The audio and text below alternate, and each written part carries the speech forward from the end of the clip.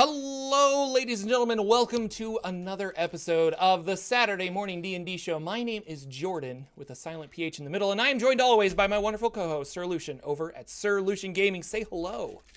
Hello, even though it may not be always at this point. We've had a lot of guests this year. This is a very special episode of Lucien and Jordan finally back together. Hosting the show. Yeah, we've had a run of some guests, which has been really nice. But now, because of the virus, I guess we're all quarantined and we'll probably be able to do the show together for quite a while. So you were forced to see us from now on. No, hopefully you'll enjoy it. Yeah, it'll be great. We are a Dungeons and Dragons talk show, and we're going to talk about all things D&D. We're going to talk about the games that we play and obstacles that we have encountered as dungeon masters or players and how to overcome them. And that is kind of the format of the show. If you're new here, very excited to have you. You can listen on YouTube. You can also listen on Anchor Podcasts. And if you just search the Saturday Morning D&D Show, we're out there. So go check us out. And we're also live every Saturday, 9 a.m. Pacific, here on YouTube and Twitch, I should say. I forget about Twitch sometimes. I shouldn't forget about Twitch. I should go to the Twitch chat, actually. That's what's wrong with me right now. And yeah, really excited to be here. So how you doing, Lucien? Haven't seen you in like 2 weeks. Yeah, pretty good. So everything's been going really good. And though, it seems like everybody's life's changing a little bit. All those people that we know, even in countries, like I was talking to our Australian dungeon master, and they were talking about what's affecting them, and we'll talk, people. Yeah, one of my players is in Australia right now, and she's just like, oh yeah, it's kind of so. Yeah, so it's definitely an interesting time, and I think as we go a few more shows from now, there'll be more impact. I think we're at the start of what that impact might be, and so hopefully all of you are staying safe. Hopefully you're following all of your governmental guidelines, and you get to continue working and continue having fun, even though we're kind of in this weird, stressful, worry thing. But you know what? That's what tabletop games are about, is escape sometimes. So you can just use that to fantasize and have fun. Let those worries go away for an hour or 2 or 4 hours, and then you can get back to worrying or doing what you need to do after. Because I plan on still playing games. I'm like, I'm going to play right to the end. So whatever happens. I actually have, I got invited to another game. So nice. I'm running a game. I'm playing on Thursdays, and then we're going to start playing Saturday evenings. And then I am running a Sunday game, my usual Shadowfell game. So I'm just like, I've got lots of stuff going on. It's really exciting. Yeah. Great. So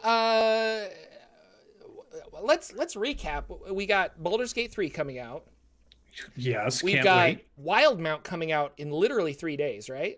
Right. We've got Heroes of Theros. Is that what it's called? Or yeah, I don't remember. Theros, the Magic the Gathering Theros book. That's coming out in June, and I think that's all that's really been announced. Correct? And then we're still kind of waiting on this like L'Oreal Guide to Silvery Moon or whatever that one's called. The dice set that came out. We kind of think that there's going to be like a Xanathars 2 book that comes out with that, but we could be wrong. So right.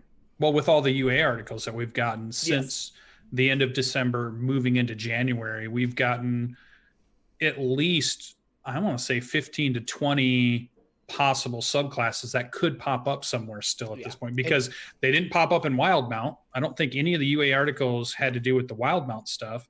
Maybe the Theros. Two of them are in Theros. So we've seen 2 of them show up in Theros of all those UAs. The Paladin and Bard. That's right.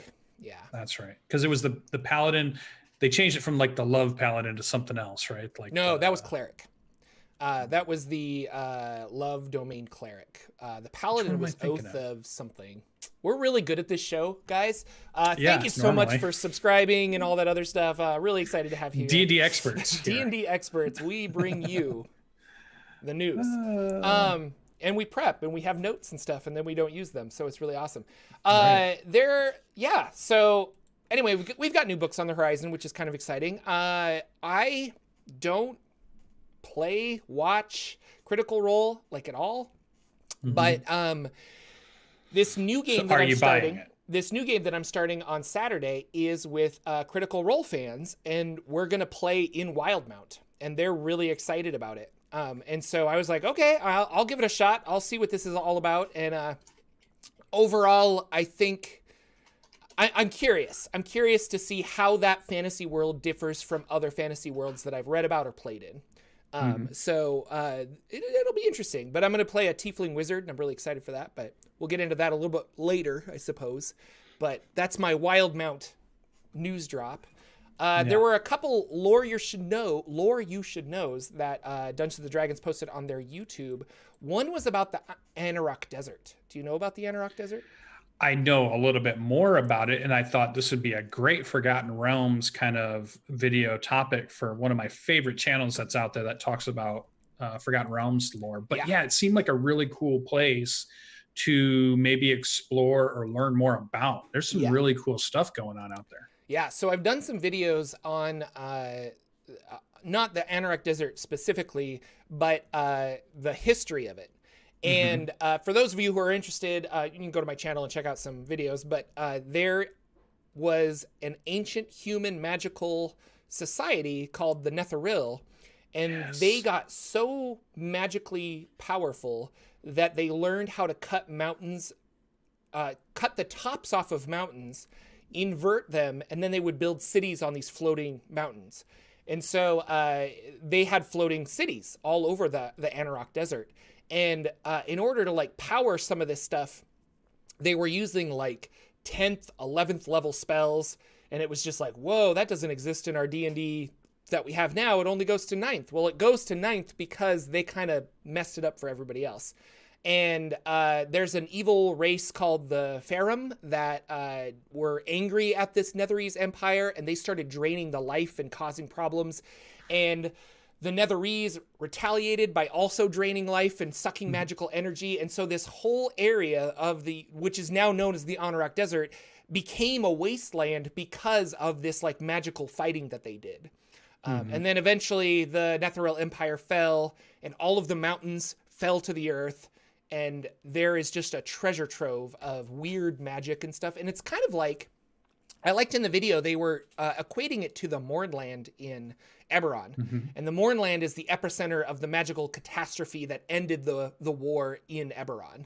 And so it's really interesting. It's every time they do a lore you should know about something like this, it makes me wonder what they're planning, because you know, like, oh, we're gonna talk about Chult for no reason, and then you have Tomb of Annihilation come out, and I was like, are we gonna go walk around the ruins of the Anauroch Desert? Like, that sounds really cool. Wouldn't that be a great source book though? Like a book that talks about that area, because you just described everything you want in a Dungeons and Dragons game. You want a land that's filled with weird magics that are not normal from some ancient empire or kingdom that has crashed and fallen and has been buried. And now your adventures uncovering this craziness. I mean, that's D&D in a nutshell. So that'd make a great source book. I'm surprised they haven't really capitalized on that. Yeah, there's, there's not, aside from the old Arcane Age Netheril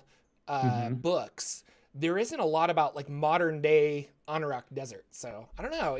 I'm really curious, because that's a big piece of Forgotten Realms lore that they could drop in, and it would be really awesome. I'm still kind of hoping for a Plains book though. Like the way they were talking it and the way they were doing stuff, it kind of made me sound like we were going to get a manual of the Plains for 5th edition. Which would tie together all the Magic the Gathering books really well if they incorporated that. So there's an opportunity. I'm wondering if they're going to take, or if they're going to miss it. Are we going to look back 2 or 3 years from now, 5 years from now, 6th edition comes out, and we can sit here and talk about the missed opportunity of them tying the Planescape together with all these other things. I don't know. I hope they don't miss it, because I think it's a cool tie-in that we're all hoping for. Yeah. Chat has our back. Cyberwolf said it's the Heroism Paladin and the Eloquence Bard. Yeah, there you go. But they renamed the Heroism. It got renamed to something else, which we'll all recognize in that upcoming Theros book. And we have a Hype Goblin joining us, who we see on we get to see in our Discord every now and then. Does a lot of streaming and is just lurking around. So we're saying hello. Hype it up.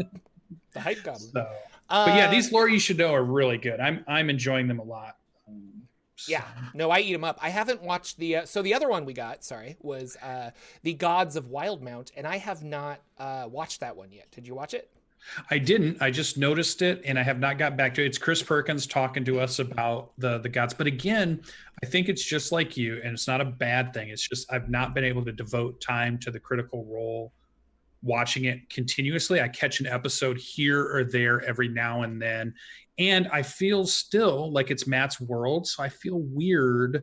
Like I haven't had this need for me to run a campaign in it because I feel like it's Matt's world. Like I want to play with Matt in that world. Yeah. But I don't know if I run it as my world for somebody else because I just feel like I would mess it up. Like I'm not going to do it the justice that he does it. So it's a weird book for me. I'm not sure I'm getting that one, but I'm totally into the Theros book for sure. Yeah, that's going.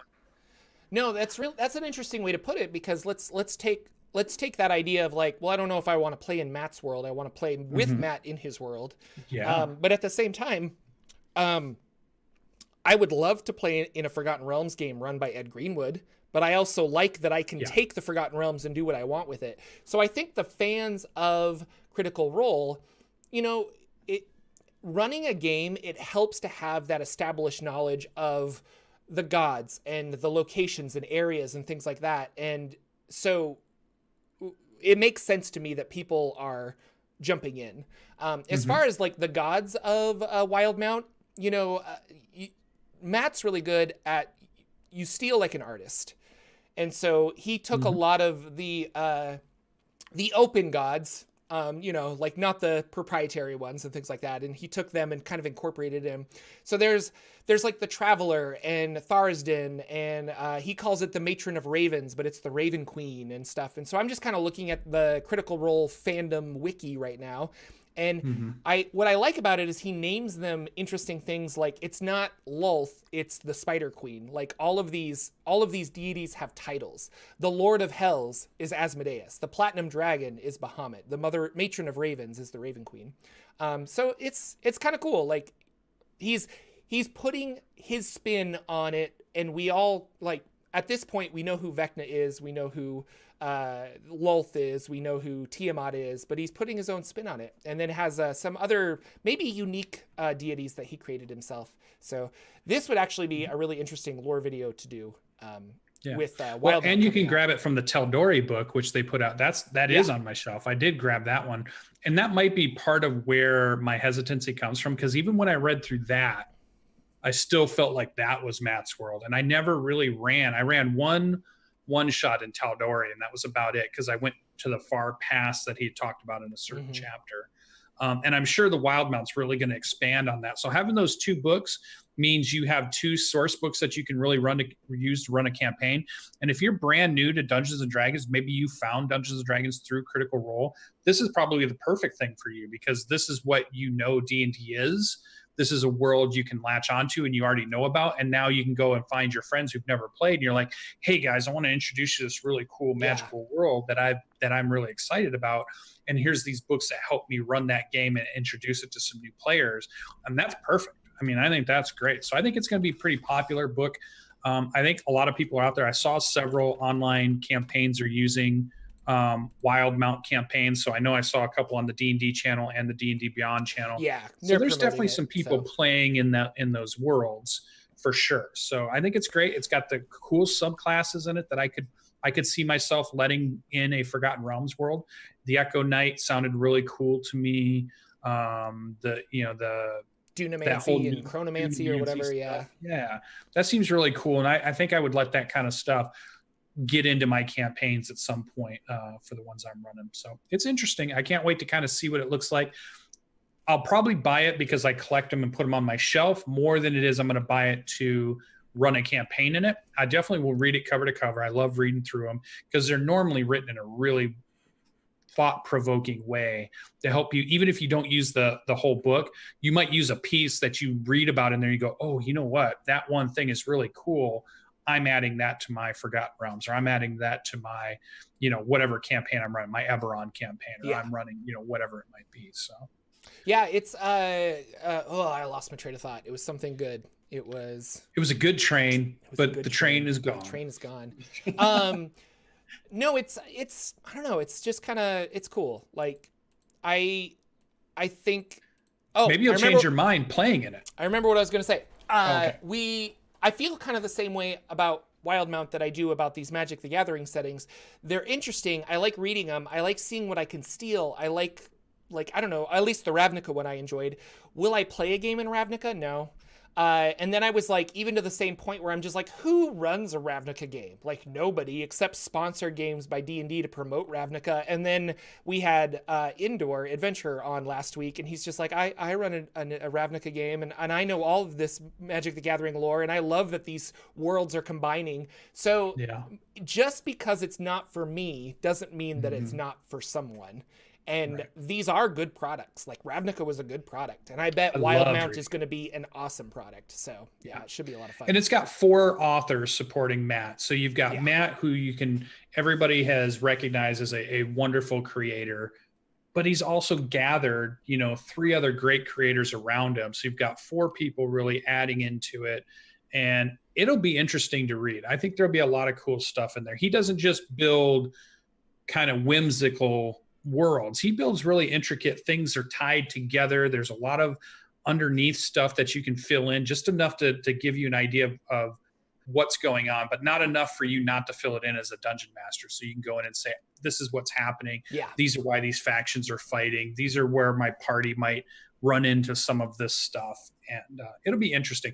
I'm still the Magic the Gathering super fan. So I'm definitely like Indoor Adventurer, where I would absolutely love to run a Ravnica campaign. I love the idea of a world-spanning city that has all these guilds vying for power and all these weird rules and all this stuff in this, but it's all fantasy and magic and stuff. So it's really cool. And this Theros one has really grabbed me too, because you're thinking about everybody's really capturing the classical myth feeling to it, the Greek myth, the Roman myth, these classics that we've heard about. You can run an Odyssey, you can run, these cool ancient kind of adventures to run your players through that maybe have never tried to go get the Golden Fleece, or, have never went and done the Trials of Hercules or whatever. And you can reformat them in a way that would work in this. So I'm really excited to see how that's going to work out. But like people have said in chat, we've still not heard of anything about D&D Live, which may not happen at all. Yeah, now with coronavirus, so. Yeah. So they should do an online one, and I can be a special guest. Sure. I'll just do it from here. It'll be great. Yeah. I think they should contact you right now. Okay. My email is Jordan with a PH in the middle @gmail.com. Let's do an online. Maybe they will. Maybe that's the smartest thing to do, is just do online conventions at this point. I know Emerald City Comic Con got canceled, and a bunch of the people that honestly make money from it, vendors and comic book artists and stuff like that, they I don't know if they petitioned, but they that's the word I was going to use, and I don't think that's the right word, but they organized a online ECC, Emerald City Comic Con, and it's going on right now-ish, I think. And I thought that was a really cool idea, so the people can still kind of go to panels and things like that. But I wonder, I don't know, we're just kind of on lockdown for a little bit, so. Yeah, I feel like I saw something like that from Satine talking about GaryCon too. Like they were going to remotely do panel talks, or they were going to remotely do some events, which, I mean, there's no reason everything we do at those gaming conventions couldn't be done remotely. I guess the only thing you couldn't do is go out to the food truck out in the parking lot. That's about it. Because you could buy merchandise, you can attend, you could set up games upon games upon games that you can sign up and play in remotely. You could go to live panels, you can watch live PAX games. You could do all of that from sitting in front of your computer at this point, or sitting in front of your iPad or whatever. Well, and like BlizzCon sells digital tickets and stuff, it's fun to be there, meet people face to face, but yeah. You also come home with con cred, so. That's true. So it'll be very interesting. So that's kind of the news we've seen. Some lore you should know. We didn't get really any other announcements of new product yet. We're still waiting to see if there's going to be a Forgotten Realms new product for this year. So far, we're in March moving into April, and we've had no new Forgotten Realms stuff. So are we done with that? We don't know. A couple of box sets that I'm sure they're going to probably do some more box sets, because they've been all last year and the year before, they tied those into all kinds of, popular properties like Rick and Morty's and Stranger Things, and, just all these other things that could be a D&D starter set. I'm sure there'll be a few others that are coming out that some other big companies wanted to, get involved with in some way, but we haven't seen any of that stuff yet. And I'm assuming they're all working from home at this point. They're all doing their stuff. So we'll see how that's going to affect their production. I don't know if their book production comes from China or not. I don't know if they're using American printers. They publish in America. Yeah. They were so they were really proud of that, actually. So they said that in some interview I saw. Yeah. I also watched, did you get a chance to watch the PAX East game yet? I'm so behind. I think I'm behind on the last two. There was a Call of Cthulhu one and another one, and I missed those. I'm not going to spoil it, but Mike Kruhicki is the DM. Kruhulik. I always get his name wrong. Kruhulik. He's the DM, and he references probably the best show that we had all last year. And you want to watch it. All right. I'm just telling you that right now. I'm okay. So it's really good because you know how he does crazy games, right? Yeah, you know how I love he his sets games. up. Yeah, because he did the Players Unknown Battleground one, and he did the Mario Kart on the C team. Mario Kart. He really creates unique D&D games. It's fun. Yep. So it's pretty funny. So I think you'll like it. You'll get right into it. There's a lot of really cool stuff with it. Lots of fun and humor. Definitely go watch that. It's online right now. You can watch the whole thing. It's really good. So it's not the continuation. It's not the one that, or at least the one I'm speaking of is not the one that has Jeremy Crawford, running that group. Yeah. It's his game. So very interesting. Definitely check that out. I noticed on here you had some Kickstarters coming up that you want to talk about because there's some pretty cool stuff there. And Kickstarters are rolling out. I'm a part of at least 3 already this year, but what do you got for us? Well, no, I received my Kickstarter stuff, which I was really excited. And so they're D&D related, and I wanted to talk about them. One of them, well, the book's behind me, but it's Witch Plus Craft. And this was a D&D crafting supplement where you could, it's really involved, and it's a whole system of rolling D6s. And then on certain successes, you get boons or you get penalties to the craft that you're making. And then on top of that, the other half of the book has a lot of information on these like large legendary items. And so in order to create these, you actually have to go and find the blueprints. And then with the blueprints, you have to like craft and forge this, and it's really cool rules. And this was something I backed a while ago, and it did really well on Kickstarter. And so it was one of those that I had forgotten about, and then it showed up, and you're like, oh my gosh, this is so cool. So I've been reading that, and it comes with a little adventure and some new magic. What's really exciting for me is that they had some new familiars for the spell Find Familiar, and one of them is a piggy bank. And you have this like little piggy bank that walks around. It's a construct. It can shoot coins out for like 1 bludgeoning damage, but you can also put coins inside of it, and then when it goes to its extra dimensional space, the money is like secured. And I was like, that's a really fun concept. So going back again to my Wildemount game, I contacted my DM, and I'm like, can I have this like goofy familiar? And he's like, oh yeah, sure. And so I'm gonna like kind of. My character is going to be greedy, and I think everything's going to be about like, well, that costs money and I need to do this. And so I'm going to have this like slush fund of money in my extra dimensional space with my piggy bank. And it's really cool. If he has over 100 coins in his belly, he has disadvantage on stealth checks because he jingles when he walks. And it's just fun flavor, and I really enjoy it. And then Monty Cook's game, or Monty Cook's 5th edition supplement, Arcana of the Ancients, has come out. So the PDF is out to Kickstarter backers. Did you back that one? I forget. I didn't. I have backed the Tolus one, which is their most recent one that's out, is the 5e one. But I missed this one. I'll probably pick it up. I was thinking at Gen Con, I was going to buy a hardcover when we went to Gen Con, if that ends up happening. So yeah. So this one was basically Numenera for 5th edition, which really intrigued me. So it's all about science fantasy. And it comes with, let me look at the table of contents really quick. It's got monsters, and it's got some GM advice and some other interesting stuff. But it has a whole bunch of ciphers, relics, and iron flesh. So ciphers are magic items in Numenera, correct? Mm-hmm. Yeah, and so it's a whole bunch of usually these. Like a one-off. They're Right. they're very you use them. They're common in Numenera, and you just kind of like, I use it for this, I use it for that, and usually they're like a piece of equipment that was a battery or something for a high-power piece of equipment, but you use it just to throw it at somebody and it explodes. Like you're not even using it the right way, but you're like, here you go, explodes. Yeah. And so I don't know. I feel bad. I just have not had the time to read through this yet. And I like having the actual book, which the actual book is being sent to me right now. So that should arrive in, I don't know, a week or maybe later. But how cool. Like I remember being really excited for this. And it's got a lot. I mean, it's got a lot of cool art. Monte Cook Games does an excellent job with all of their properties. They do a really, they just make good games. And this one should be interesting because whenever I get that Spelljammer game off the ground, I'm going to use this book and it's going to be amazing. Yeah.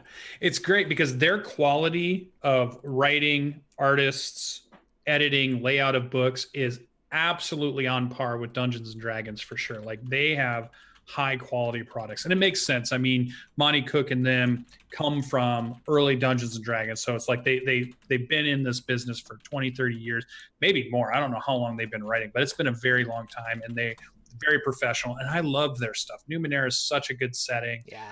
I wish we could do more. I wish I had more time to play in all the different games. I'd love to be having a Numenera campaign going, a Strange campaign, you know, all these other, you know, you've been wanting to do Invisible Sun forever. There's so many good things that they're creating that. And I love it that they're doing some 5e supplements, because for a while there, for a few years, I think they were really trying to establish themselves. Yeah.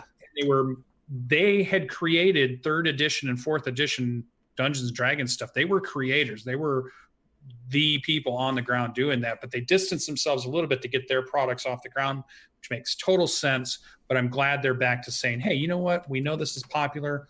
Here's some supplements.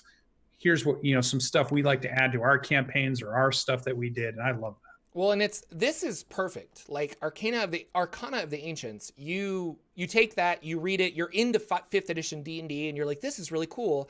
And then you start thinking, well, like I could use the rules of D&D for this, but now that I'm really interested in it, this setting seems cool. Why don't I just try out Numenera? So it's a smart move from Monte Cook Games, because I was the same way.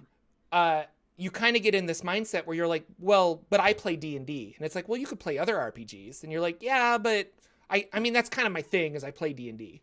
And it's like, okay, well, there's lots. You want to try one? And you're like, yeah. And once you get out of that mindset, it's a lot of fun. Like there are really good games out there. And we always talk about how much I love Kids on Bikes, but like I played a Numenera game, and I said it earlier, but like I have 4 games running right now, and they're all D&D.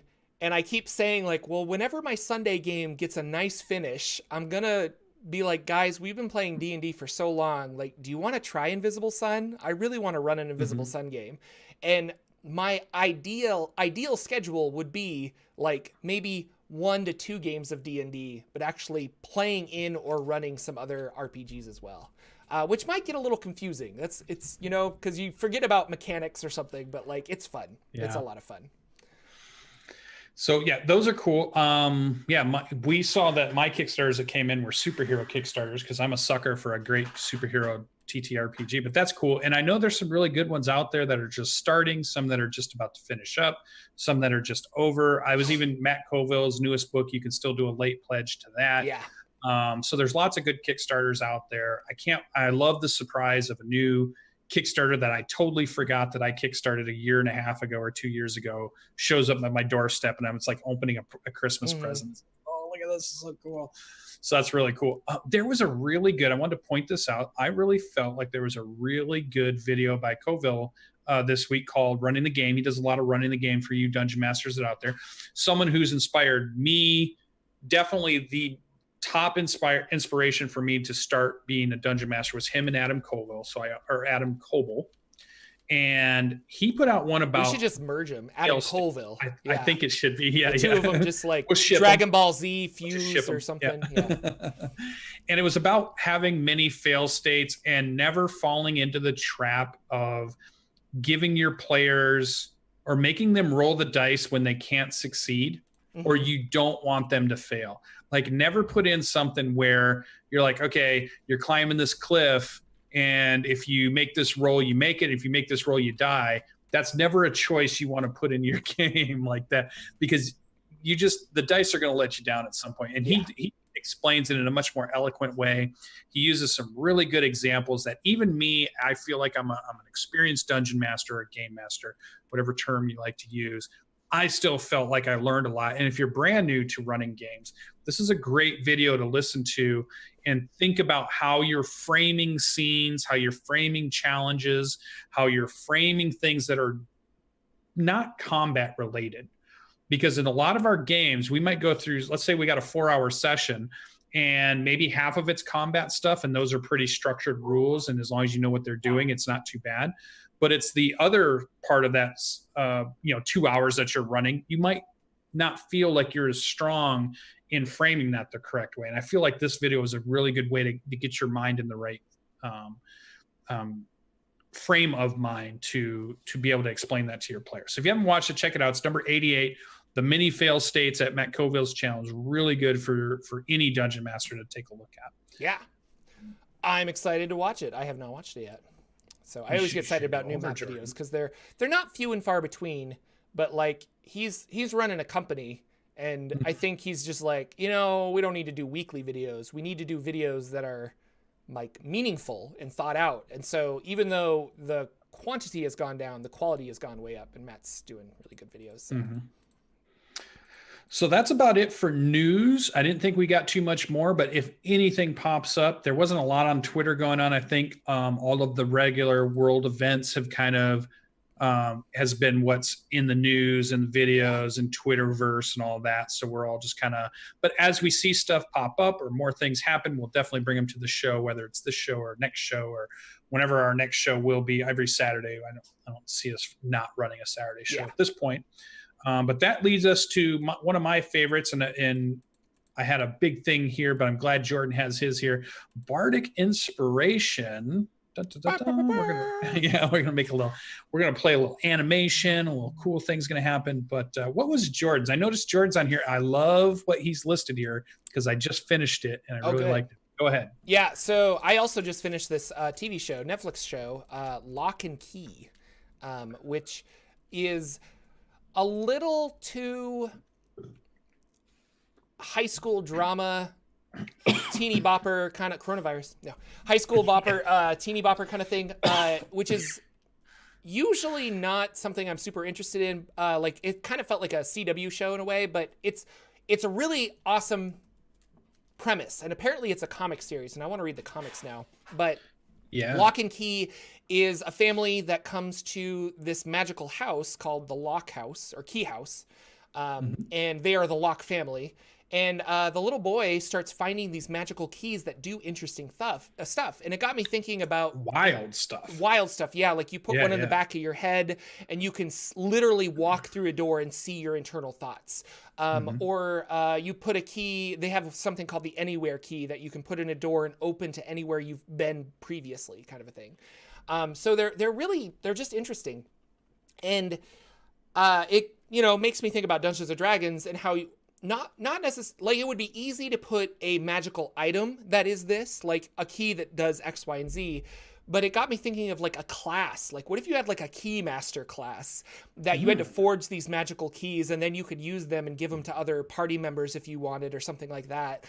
They have a key that ignites things on fire, and they have just, I don't know, really interesting stuff. And so that was kind of my bardic inspiration, is I wanted to create a subclass of wizard, or maybe artificer would be better, that you're actually crafting magical keys to do interesting things. And so I don't know, I really like it. And then I like the limitation. You can teleport, but you need a door.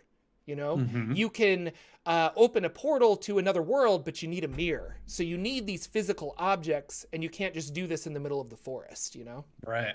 Yeah, because there was like, you could put keys in lots of different things that you wouldn't think you could put them into, like the one that goes, not to spoil anything for any of those that you haven't watched it, but they're putting them in, a person, or they're putting them in a mirror, like you said, or they're putting them in these cool things. Also, just leading off that, just a cool campaign concept are keys that seem to sing to certain people. And maybe you have a player in your party that you'll have these keys kind of sing to when they're near them. Mm-hmm. And that you can let the party decide are they going to investigate it? Are they going to leave it alone? Are they going to hoard them? Are they going to use them? And you can just add that into your whole campaign setting. I think that's just a really cool kind of concept of interacting with the world around you, and these things are calling to certain people for certain reasons and what's going on. There's a mystery behind what's going on, or learning, that whole story to me feels a lot about you're given great and crazy power with these keys, but that has some downsides. There's some real things to think about when you have this kind of stuff, when you have that kind of power. So that's a strong storyline that you can tell in your campaigns. I think that'd be really cool. So definitely, I love the show. I mean, it's on Netflix. If you haven't seen it, it's definitely a fun show.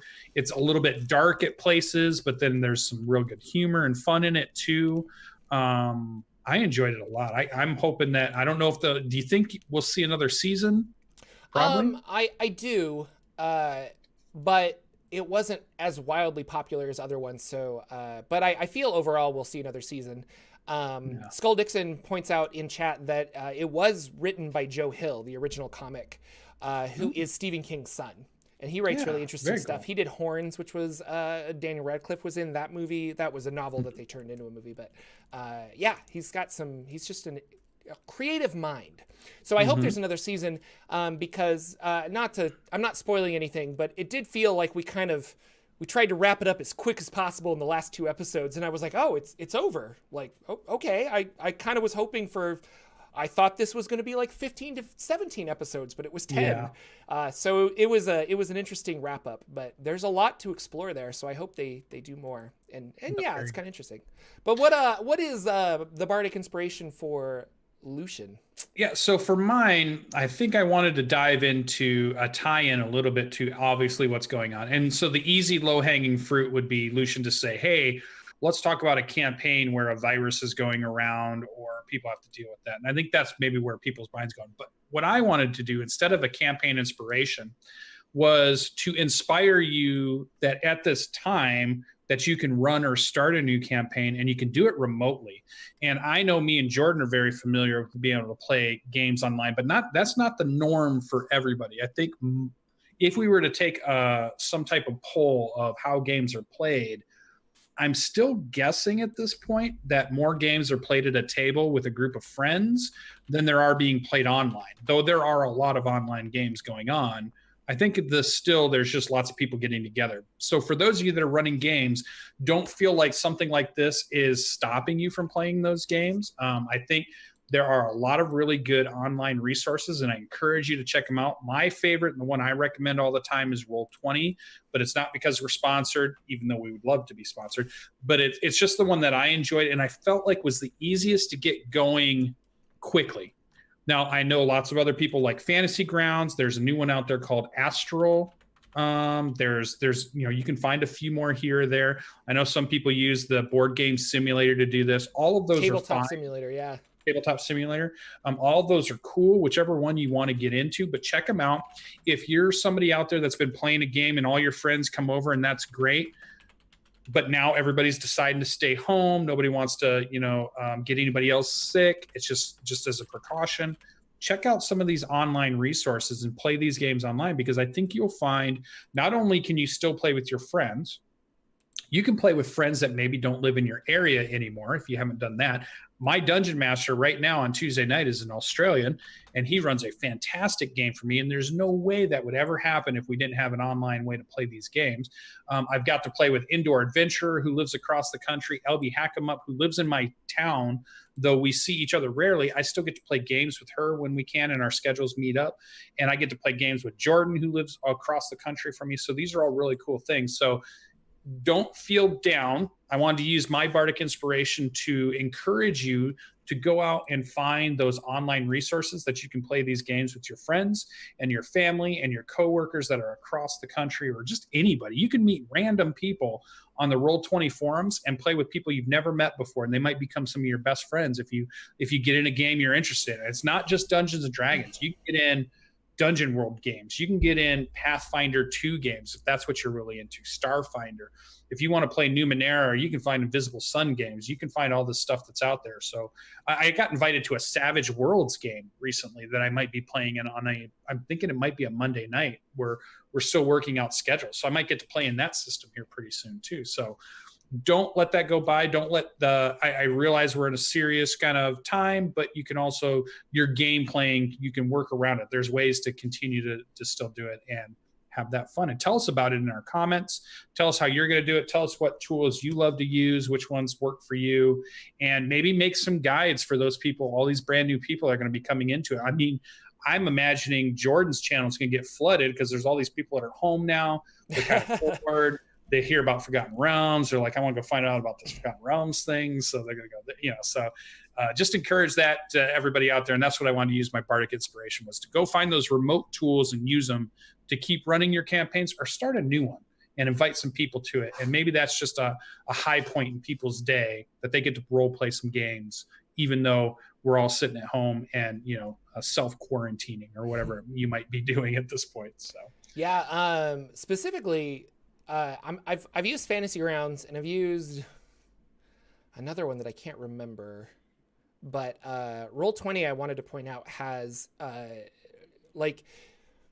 we use it for D&D, but you mentioned other games, but they actually have Numenera character sheets in Roll20. They have Dungeon Crawl Classics character sheets in Roll20. A lot of the community has built up that to play other games, and it's a little intimidating to try and figure out, especially I guess me, you were an expert when I was playing with you for the first time, and I'm just like, why can't I move? And you're like, oh, you got to click back to the map screen because you're on the token screen, and I'm like, what? So, but you can make a free account, you can play around with it, you can do all kinds of cool stuff. So check it out for sure. And check out our channels. I've done some kind of quick tips on how to do some of those things. We know Taking 20's done really good tutorials back in the day on Roll20 stuff, that even though it's more modern today, those things still work. And as far as video and stuff, there was a question from Smays in the chat. Yeah, many of these programs have video with them. So you can turn on the Roll20 video if everybody has a camera, and almost everybody does these days, even if it's on a laptop or an iPad. We like to use, when I run my games, I like to use Zoom as my video, just because it's a very high quality video. And typically when we're streaming to Twitch or YouTube, we want a really good quality for those games that we're presenting. But if it was just me and my buddies and I wasn't trying to showcase it to anybody else, I could use Discord video. Is another good free video encoder that you can use. Just everybody's in Discord. You can turn your cameras on if you have them, and you can just play. You can use third-party video camera stuff. I've seen people do Skype. I've seen people do anything that has video conferencing at all. You can use that if you want, or just go totally audio. You don't even have to. I've seen plenty of games that are nothing but the map and the tokens moving around, and you hear everybody's voices, and everybody knows their voices, but you're not in an audience. So, and I'm not even speaking about trying to present it to an audience. So it's even easier if you're not trying to set up a show.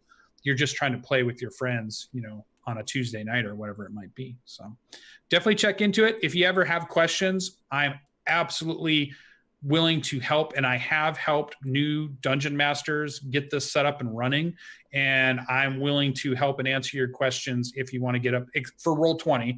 I can help you get set up in Roll20 stuff and get your campaigns going, because I would love the idea that we're having a lot more games still being played, and that I could be a part of that in some way. So that's our Bardic inspiration. Little outro clip one day that we will create. Moving into what have we done. So it sounds like I want to give you a bunch of time, because it sounds like you're playing a bunch of games, or you're about to be playing a bunch of games. You have a lot of cool stuff. So what did Jordan do in Dungeons and Dragons / role-playing games this past week? Yeah, I mean, it's been a while since I've been able to just talk, and we didn't talk last week about games, so a lot's been going on. But I finished my Acquisitions Incorporated game, and that was really fun.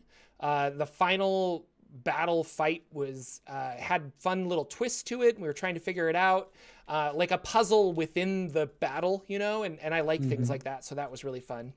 And so we were doing that and causing all kinds of chaos.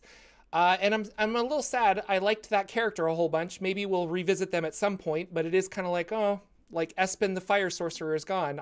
He was just really cool. He was really fun. What level did you make it to? So the final fight was at 6, and when we finished the campaign, we went to 7. So he's now level 7. Yeah, that's such a fun area for characters too. 6 to 7, starting to move towards 10. Mm-hmm. You're really starting to get a feel for your character and what you think they are. That's such a cool spot. Yeah. And then we also finished a interlude, if you will. So my Warforged game that is my friend's homebrew world that I'm playing a Warforged named 7 in. At the end of our longer campaign, we lost a character named Lorenzo, and he died.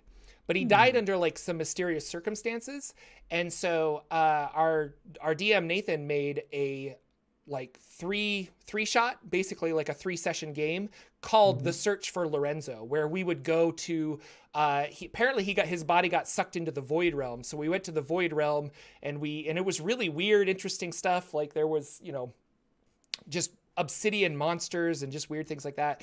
So we went through that campaign. We rescued Lorenzo, and then the very final fight, we're fighting this entity called the Collector. We're not really sure what this entity is, but they were collecting things like Lorenzo and Lorenzo's magical items that we were trying to get back. And I'll put a link in chat. I'll put a link in both chat. But this night, he made all of these really cool set pieces. Like there were glowing clouds of fire, and there were runes that glowed with LED lights and stuff. And he made this really cool terrain with all this interesting stuff. And so we had a super fun night of it. And then at the very end, we finished the fight, and the enemy kind of got away, but it sets it up for us to keep playing later on if we want to. But there was a vibrating box, and I walked over and opened it, and out popped a Spelljammer ship. And so or not a Spelljammer ship, but a planar ship. So we can use this to teleport to other planes. And I was like, what? So I was really excited, and he likes models and miniatures. So we had all this really cool stuff, and it was super fun. So like that finished. And then, we're going to start a new game set in the weird and the wild. And I'm also starting this Wildemount game, which is really exciting. And then if you guys didn't know, I am running a game online on Wednesdays on Nerd Immersion's Twitch channel called The Rod of 7 Parts. And we are 3 episodes in, and it is really fun. We're having a really good time. It's a lot more role play versus traditional combat than I'm used to. But it's awesome. Like they really like role playing. They talk with each other. They have interesting conversations. They're keeping me on my toes. And there's been a couple times where I'm like, all right, I'm going to prep all this stuff. They're going to go left. And they're like, we're going right. I'm like, we're throwing that out the window. So I've had a lot of fun with it though. Right now they have one fragment of this rod of 7 parts that they're looking for the other 6 parts. And they feel like a divining rod kind of pull when they hold on to one piece of it. So they kind of know where to go next, and they're getting a little bit of backstory and trying to figure out what's going on there. But it has to do with demons and chaos, and it's just going to be really cool. So they're I think it's funny too, because every time I've jumped in, they are having conversations, they're in character, and it's a lot of you just kind of sitting back and smiling and letting them do their thing. So like every time I jump in, I was like, yeah, this isn't just Jordan kind of telling everybody what's going on, or there's not some big combat going on. It's them exploring something or having a conversation about something, and they're really getting into they're kind of feeling their characters out. And I think as the sessions go on, that tie that they have with each other and their kind of knowledge of their own character starts to get stronger and stronger. Those personalities are starting to come out even more, and it's really fun. It's going to be a good show. once it's all done and be able to go back and watch it. Well, no, it's a good show now. It's true. Lucien. True. But it's also going to be really good to be able to see it start to finish at your own pace. Like, you don't have to wait. I'm such a binge watcher. I can't stand waiting a whole week before the next one, Jordan. And then you don't have a session for 1 week. And then it's like, no. So. I know. That was sad. But we're back. It's going to be awesome. So if you're interested in the Rod of Seven Parts, I would love to have you watch. It's free on YouTube. You can go to YouTube and search Nerd Immersion Plays, and he's archiving them there. Ted is. You can also go to the twitch.tv/nerdimmersion and watch it there. It's all free. But if you want it as a podcast, I'm releasing it as a podcast where I kind of clean up the audio and I get rid of like silences and stuff. And that is on my Patreon. And the first episode is free, and that's patreon.com/Jordan with PH in the middle. And you can subscribe for as little as $1 a month, and you get access to not only that podcast, but a bunch of other stuff if you're interested in that. Helps out the channel, helps out shows like the Saturday Morning D&D show. Well, you're telling us about the story of it, but give us the Dungeon Master view of what's going on. How much prep are you having to do? How much stress are you going through setting this up? You know, what's going on from the Dungeon Master side of this? There's not a lot of stress because I feel very confident in the Forgotten Realms. Like I know it pretty well, and that's where my game is placed. And the Rod of Seven Parts is a good adventure, but it's also an older 2E adventure that I'm adapting.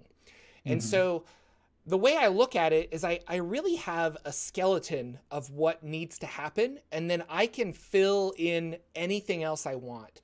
So, you know, it says, hey, they need to go here or not, and need is the wrong word. Like here's a potential scenario for them to do this, and here's a potential scenario for them to do that. And so I've dropped clues, and they're having a good time with it.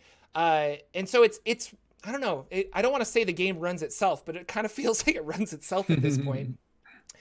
If you are interested in my dungeon prep, I've been streaming it. So Sundays at 9 a.m. on my channel on YouTube, I've been doing these live streams where I'm just kind of talking about what needs to happen in the game.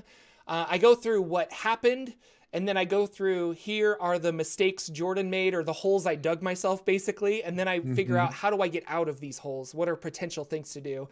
And it usually lasts like 45 minutes or an hour, and we kind of just talk about Dungeons and Dragons. And I'd love to have you guys show up. So that's tomorrow, if you're interested. Very cool. It'll be out there. And we basically talk about Rod of Seven Parts. And if my Shadowfell game ever starts playing again, I'll talk about prepping that as well. But for right now, it's just Rod of Seven Parts. No, it's weird because this is for an audience, and I feel like it's like panic, like, oh, I have to have all this prep done and I have to do this. But after episode 2 and 3 and how they went in a completely different direction, I'm just kind of like, well, I know I need to give them this information. How can I do that? And as we play, when the option presents itself, I go, oh, like, this is a good way to get information. Case in point, in episode 3, I was like, well, I need him to know X, Y, and Z. And they decided, well, we want to go find a temple of a god, of a deity where we can hide out. And so I looked on my wiki, and I'm like, well, here are the deities in Neverwinter that would have temples. And they decided to go to the Temple of Ogma. So you search Ogma. Ogma is the Lord of Knowledge. And so then I'm just like, oh, well, Ogma would have a library. And they're like, oh, perfect, we could look stuff up. So they start looking up demons, and they start looking up the Queen of Chaos and Miska the Wolf Spider. And I was able to give them a lot of exposition because they went to a library. I didn't plan that at all, you know? But I knew that I wanted to give them this information at some point somehow. So, yeah. Very cool. It's been fun. It's been I'm having a lot of fun with it. This is a story I've wanted to run for a long time, and I'm really enjoying it. I'm also been excited to play. Like, I'm really excited about my new Tiefling Wizard. I'm just, I've been getting into my characters really, lately. Really amped to play this game. It's going to be a lot of fun. But yeah, that's pretty much, I know I've been doing a lot of stuff, but you can all watch it on Rod of Seven Parts. So I would definitely check that out. But Lucien, you're doing some Ack-Ink Waterdeep fun, I hear.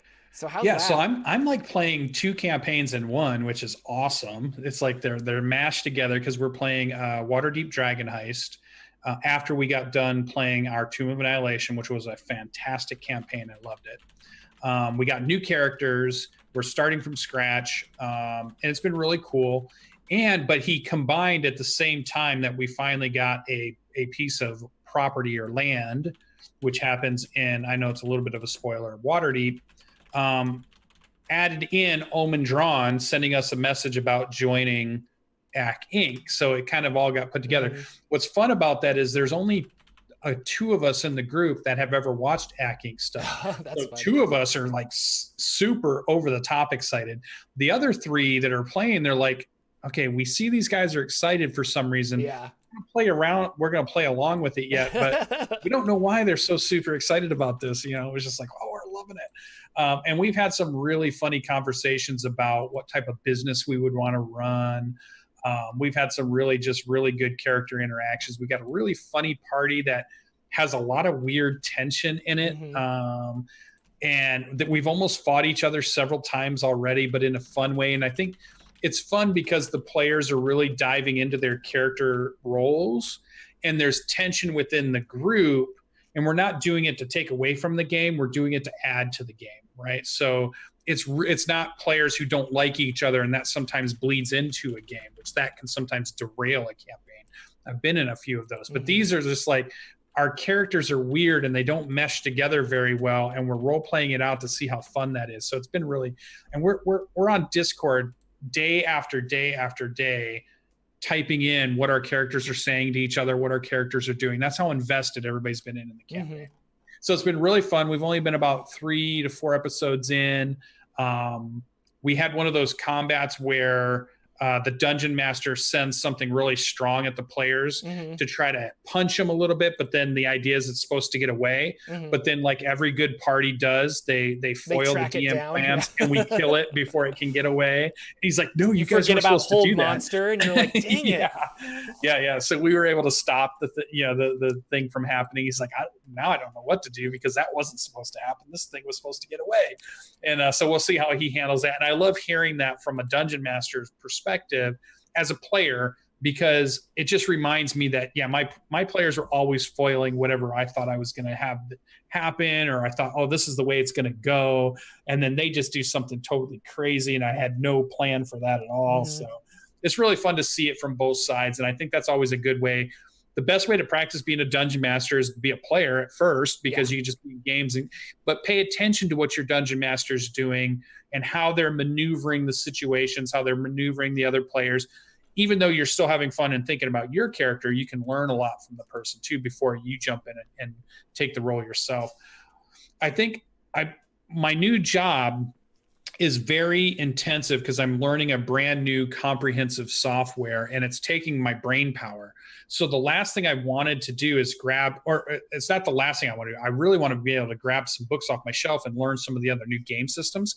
But it's like I've got no cell brain left to be able to commit to. I also want to learn this new role-playing system that I've never played before. It's just because like this new job I've got is just taking all of that. So all I've been able to do is play, but I'm really itching to get back behind the Dungeon Master screens, run some games. And I think if everything slows down and everybody's working from home all of a sudden, and I think the opportunity for the next few months might really expand exponentially in the number of games that I can play at night. So maybe the Seeking Revenor campaign needs to come back. We need to get a group going again for a while. Or maybe I want to try some of these other games that I know how to play and I don't have to learn, but I could run some. Like I could run Numenera, or I could run a couple of these other systems that I'm familiar with. I want to get back into it. But I'm loving this mashed together campaign that we're playing. I'm playing a halfling cavalier that has full on attitude, like does not take joking about his size at all. Like he's ready to start a fight. He is not going to be bullied. He's stronger than you think. He's tough. He will action surge you down if you keep opening your mouth kind of character. And I just love it. It's been really fun, and our Dungeon Master's been doing really good. So, nice. But I feel like, I want to get back to playing some games with Jordan. And here's the other thing, the one thing I forgot to say, not only can you play role-playing games remotely, you can play board games. Yeah. Setting up a few cameras with Zoom, pointing at a board, pointing at the hand. You also can play some of the different board games with your friends too. So if you're used to playing, just something that you really love to play, set up a few cameras, do it online. Some of these, like Tabletop Simulator, lets you play board games. That's what it was meant for, really, more than it was role-playing games. So take a look at that also. Or jump into that MMO, jump into Baldur's Gate 3 when it comes out, co-op. Baldur's Gate 3, we got to try that. Yeah, we do. Yeah, that's going to be fun. No, my favorite board game is, I'm playing a lot of Azul right now. That's a great game. Yeah, you've been talking about that one. My favorite board game is Betrayal at House on the Hill. And I met a guy that he coded Betrayal into Roll20. Like scanned the blocks, and that's not legal. Like he can't turn around and sell that, but he could use it for his own play. Like he could play just with for himself. playing with friends. And I was like, what? And so he couldn't give it to me. He's like, no, I don't want to get in trouble, and like you shouldn't do this and stuff. I was like, totally understand. He's like, but you can play with me, and I was like, oh, that's cool. But man, yeah, I was just like, I could play Betrayal online. That would be really awesome. So I love Betrayal at House on the Hill. It's so good. And Betrayal Baldur's Gate, same game. D&D thing. It's so fun. Yeah. Azul is the awesome. In Between the Novel knows all about Azul. Ladies and gentlemen, that's our show. Thank you so much for coming out. Thank you for iTunes reviews and stars and all that other fun stuff. We really appreciate that. Share this show with a friend. The show grows when you guys give it out and tell other people to listen, and that's awesome. So if you enjoy this, tell friends and people about it, and put it on when your dog is alone in a kennel, and then they can listen to the sweet sounds of Jordan and Lucien's voice. As always, who's a good puppy? Yeah, who's a good puppy? You are. Yes. That's our next show. Yeah. We're gonna do shows for babies. Babies can listen to it. Yeah. What's up, you cool babies? Anything else before we take off, Mr. Lucien? Nope. Just go out and put on our YouTube comments and keep the conversation going on Twitter. Let us know how you guys are gaming. Let us know you're still out there and having a good time. Hopefully this is a bright spot in your Saturday morning, and hopefully you keep coming back every Saturday and joining in the community. So we love having you guys. Yeah, this was awesome. Thank you guys so much for coming out. We really appreciate it, and we will see you next week with another episode of the Saturday Morning D&D Show. Goodbye. Bye.